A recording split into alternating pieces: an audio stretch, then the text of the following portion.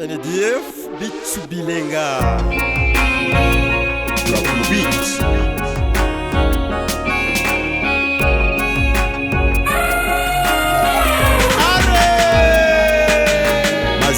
Nitegereza ibi bikancanga, natega amatwi abavuga nabyo bikancanga, nababaza n'ibibazo nabo bakancanga. Nje nkabona ko ubu buzima rizunguruka, nje nkabona ko ubu buzima rizunguruka. Kuba dufite ubumuga ntabwo ari bwo buzima twahisemo, ni gatebe gatoki. Abafite ubumuga hariho byinshi bashoboye, ubumuga ntibukuraho ubumuntu. Turashoboye bazamura igihugu, turashoboye dushyigikirane.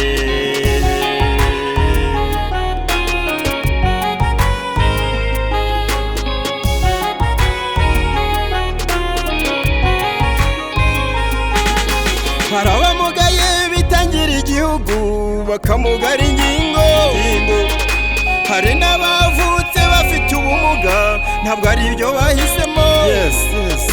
Hari n'abamugaye kubera impanuka n'abazize ubugome bw'abandi. Kuba dufite ubumuga ntabwo ari bwo buzima twahisemo, ni gatebe gatoki. Abafite ubumuga hariho byinshi bashoboye, ubumuga ntibukuraho ubumuntu. Turashoboye bazamura igihugu, turashoboye dushyigikirane.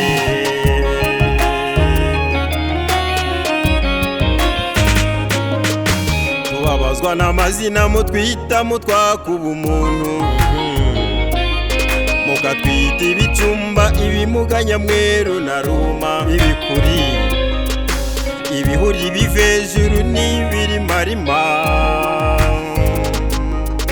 Nimukadutuke ngo mutwicire imitima, mukanyita igicumba, burya nzi no gucumba, menya no gucuranga, ngacunga imishinga, ngacunga umutungo, ngatunga umuryango. Cubanganya unca intege burya nkamutahirya, kandi sindi igicumba mu mutwe ndi tayari. Duhawe agaciro twateza imbere benshi, dukurirweho inzitizi n'imbogamizi zose, turindwe iryo hezwa mu mirimo no mu kazi. Twakwiga amashuri ndetse tukaminuza, tukayobora inteko ishinga amategeko, twanayobora igihugu na sena bigatinda. Duhawe amahirwe tukiga amashuri, n'umwana mutoya agashyigikirwa cyane, gakurirwaho inzitizi agafashwa na hose. Ndashimira u Rwanda kuko rukataje, dukomeze ubutwari tumurikire isi.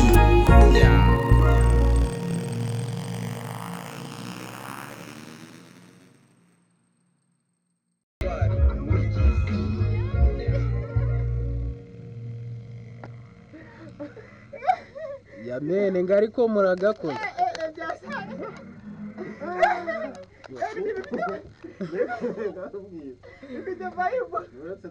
ni byuya byari byabishe kabisa.